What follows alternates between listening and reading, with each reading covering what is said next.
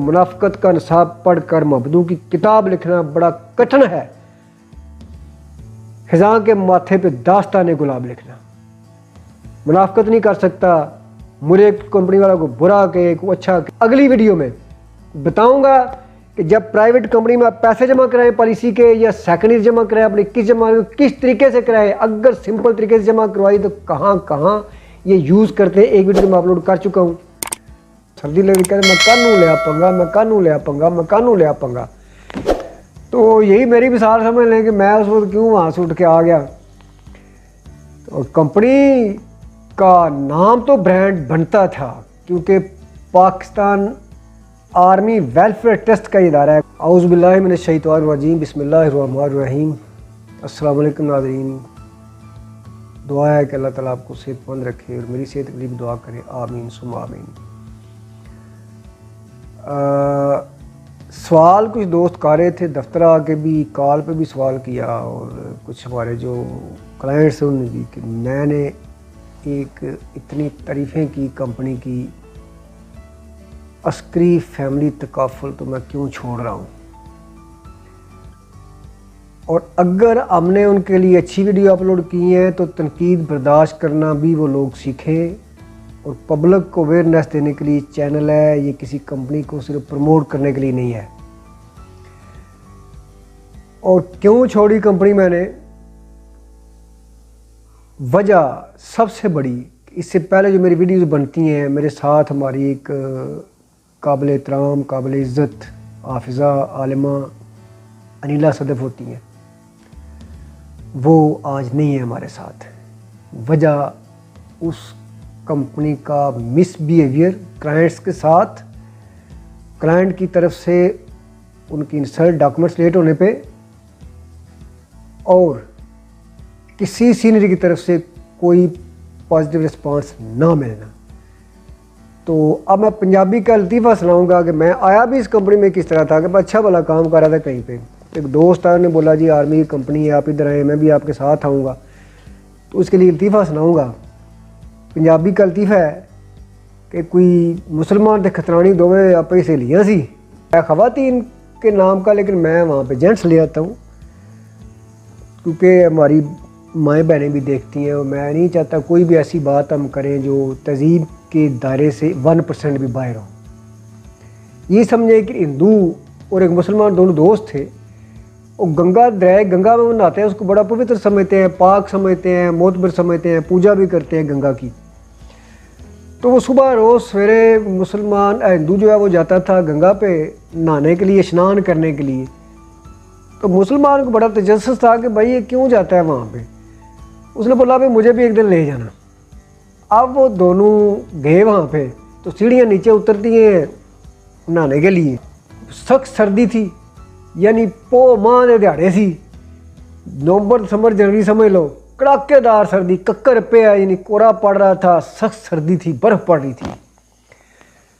तो वो हिंदू जो है वो जाके बैठा लुंगी पहन के, मुसलमान भी साथ उस तरह बैठ गया। अब हिंदू ने ऊपर पानी इस तरह लेके थैली में इस तरह फेंका और सांस पड़ता जाए, पाप झाड़े गंगा, पाप झाड़े गंगा, यानी जो गंगा है मेरे गुनाह झाड़ रहा है। अब मुसलमान ने जो ही लेके इस तरह पानी ऊपर डाला तो वो यक ठंडा था, कांपने लगा, सख्त सर्दी। अब हुआ ये कि पंजाबी में बात है कि वो जब हिंदू डालता था पानी तो साथ बोला था पाप झाड़े गंगा, पाप झाड़े गंगा। तो मुसलमान जब पानी डालता तो सर्दी लगती, कहते मैं कानू ले पंगा, मैं कानू ले पंगा, मैं कानू ले पंगा। तो यही मेरी मिसाल समझ लें कि मैं उस वक्त क्यों वहाँ से उठ के आ गया।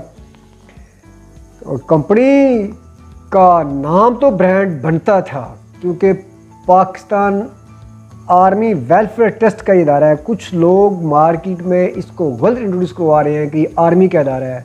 इस पर फिर वीडियो अपलोड होगी। आर्मी वेलफेयर ट्रस्ट का इदारा है। हम जितनी प्रोडक्ट आर्मी की इस्तेमाल करते हैं ज़बरदस्त है, हमने समझा था ये भी ठीक है।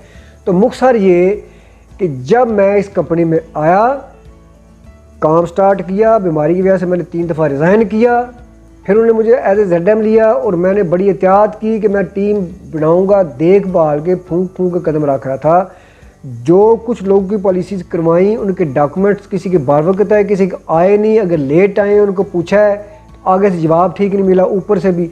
और वजह बनी, मेरे एक क्लाइंट है सऊदी अरब में, उनकी पेमेंट जमा हुई, अब वो कह रहे हैं CBC कॉल नहीं आई, और सिर्फ 6,000 की अमाउंट है। उन्होंने टेस्ट किया हमें कि भाई आपकी बातें अच्छी लगी हैं, जैसे आप कहेंगे मैं करूँगा। अब 10 दिन कॉल नहीं है, 20 दिन आई, महीना नहीं। एक आर्मी में ही बंदा मुलाजिम है, उसकी 12 दिसंबर की इंस्टॉलमेंट जमा, अभी तक उसको CBC कॉल नहीं गई। सीनियर को पूछते हैं तो वही सानू नहर वाले पुल से बुला के अपू भाई पीछे रह गया। यानी हमें जोनल मैनेजर बढ़ा के कोई ऊपर का सीनियर, उनको पता ही नहीं कि हमने कैसे डील करना है, ये कंपनी क्या है खुद नहीं पता। और कुछ अरसे अब आगे वर्कर्स के जो कंपनी ज्वाइन करते हैं, जो नहीं काम इसको करते वो समझ जाए, किसी वर्कर से पूछ ले असल मामला क्या है। कि वो बंदा फैज़ान साहब कहते हैं मैंने मेल की है, 5 दफ़ा मेल किया, कंपनी की तरफ जवाब नहीं आया। उसके बाद मैंने बोला भाई ये वर्कर है स्टेट लैब में, जुबली में, EFU में, इन कंपनी में हमने सुना देखा है कि हर महीने जो आपने मजदूरी की आपको एक रसीद या चिट दी जाती है, इतना आपने बिजनेस किया, इतने बंदे आपके साथ हैं, इतना आपका कमीशन बनता है, इतनी सैलरी बनती है, इतना टैक्स बनता है। तो मैंने 3 माह हो गए, अब पहले तो 3 माह से मांग रहे हो कि हमारे क्लाइंट हैं भाई हमें बताएं कि ये बिजनेस स्टेटमेंट किधर है।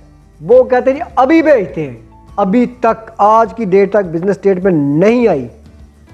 एक सीनियर मेरे इस दफ्तर में आगे बैठे इसी चेयर पे RHS, उनने बोला भाई आपको या कुछ दोस्तों को आपको नहीं मिला वो क्या कहते हैं वो लेटर होता है कॉन्ट्रैक्ट लेटर। मैंने कहा अक्सर को नहीं मिला। उन्होंने बोला वो तो मिलना चाहिए, मैं सुबह परसों आपको भेज दूंगा। मैंने कहा ये बात नहीं, मुझे सबसे बड़ा मसला ये है कि जो हम लोग लेके आ रहे हैं नए लड़के या कोई फीमेल हैं, उनको हमने एक ख्वाब दिखाया है, उनको फ़लाँ के साथ भाई आप काम कर रहे हैं, फ़लाँ के डॉलर में आप ये आपको कमीशन मिलेगा, ये टैक्स होगा।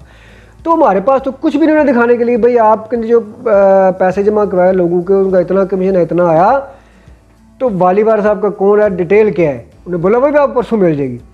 तो उनकी परसों जब 2 महीने नहीं आई तो मैंने अक्सर सीनियर से उनसे बड़े सीनियर से रब्ता किया, लेकिन वही आलम लो आलम हमारे शहर का कि वाजा मारियाँ बुलाया कई बार, मैं किसी मेरी गाल ना सुनी तो मेरी कोई भी नहीं सुन रहा था। अब वो RHS साहब मुझसे 2-3 स्टेप ऊपर हैं, उन्हें मैंने कॉल की भाईजान आप सीनियर हैं, मुझे आप कह गए थे 2 दिन बाद मैं आपको बिजनेस स्टेटमेंट दूंगा और आपके डॉक्यूमेंट्स और आपकी टीम के लेटर आपको मिल जाएंगे। मैंने कहा था उस दिन बैठ के जब ये चीज़ें मिल जाएगी हम यहाँ पे लाइन लगा दें वर्कर्स की। उन आगे से बोला भाई मैं खुद छोड़ चुका हूँ, मेरे साथ भी यही मसला है, बहुत शुक्रिया जज़ाकल्लाह।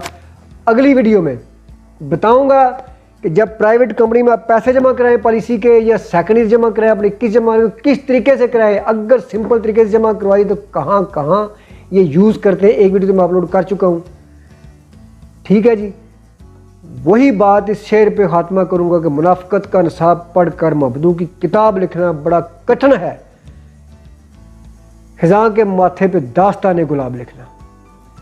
मुनाफिकत नहीं कर सकता, मुझे कंपनी वालों को बुरा कहे को अच्छा कहे, लेकिन मैंने एक कंपनी में काम किया, अपने ख्वाब लेकर आया था। जिस दफ्तर में मैं बैठा हुआ हूँ 12.5 लाख रुपया मैंने अपनी पॉकेट से जमा लगवाया, इस दफ्तर लगाया कि भाई इतना बड़ा ओहदा मिला है। तो कंपनी क्या अपना सिस्टम ठीक करके नहीं मार्केट में आ सकती थी?